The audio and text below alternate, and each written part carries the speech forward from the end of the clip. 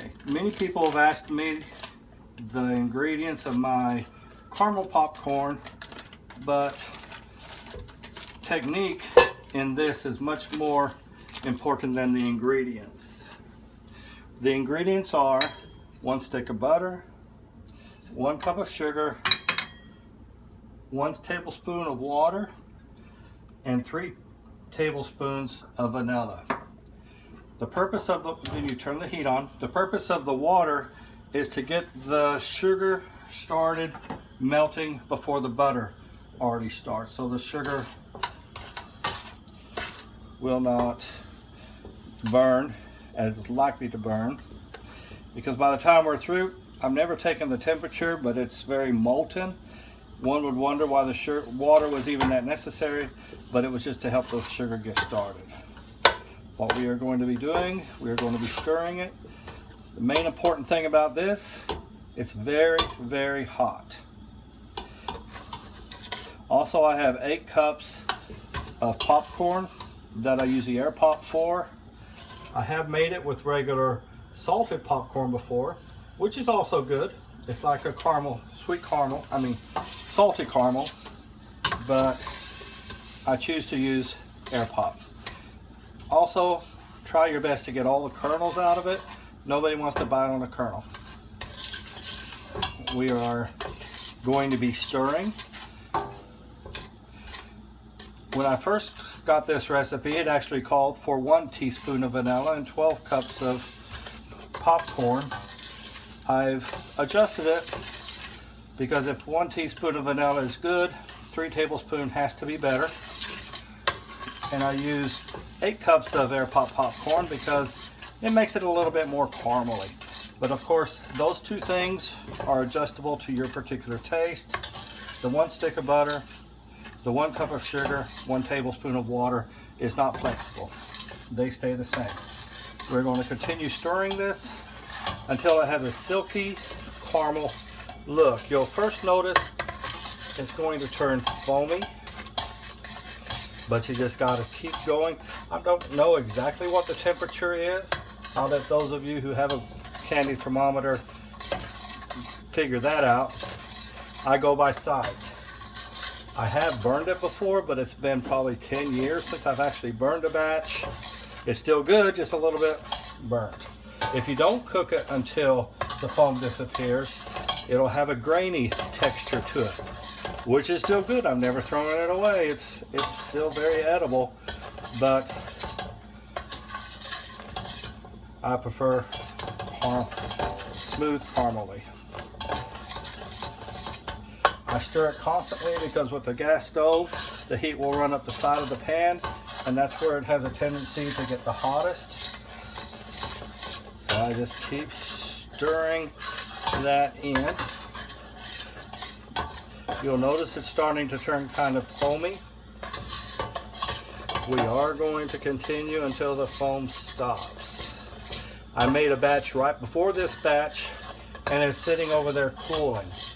Once you put it on the trays to cool, it's definitely too hot to start separating it right at that time. But by the time you're through with your second batch, the first batch is ready to put in containers. You can see it is still very foamy. It is starting to change colors, but we want it to get more of a silky texture. If we did it now, it'd be good on pecans. Maybe if you put a little bit of cinnamon in it and some pecans, they make a very good candy, which I have done before. In fact, that's my original recipe I got. I decided to cook it a little bit longer and make caramel corn out of it. Starting to lose some of its foam.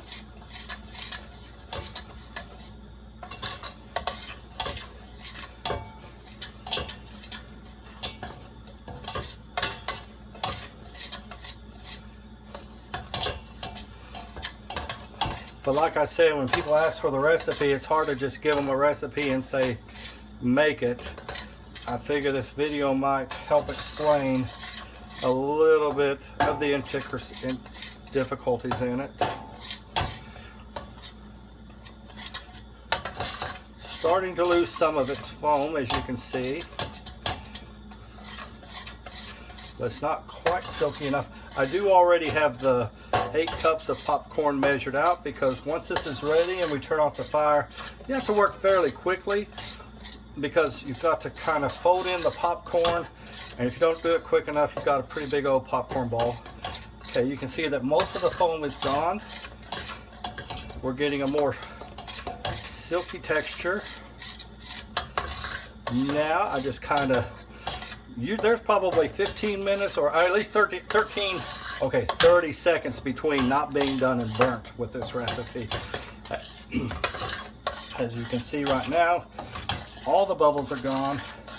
It's silky. I'm seeing the right color. What we do at this point, we turn it off. As we pour in the vanilla, you stand back, this steam will burn you. You stir it until the steam is gone. Once the steam is gone, you pour in the popcorn and you fold it. Don't stir it, because you'll end up with a lot of broken pieces. You're trying your best not to break the pieces of popcorn. But also you're trying to get all the caramel off the bottom. Right now everything is very, very hot. I can't say that enough, I don't think.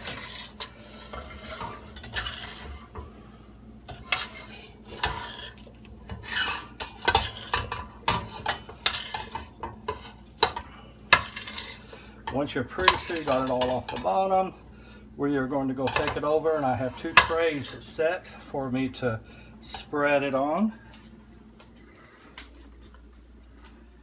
These previous 2 trays is a batch I made just prior.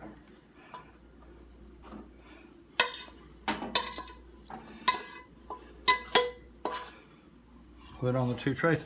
Spread it out as much as you can with this, because right now it's definitely too hot to touch.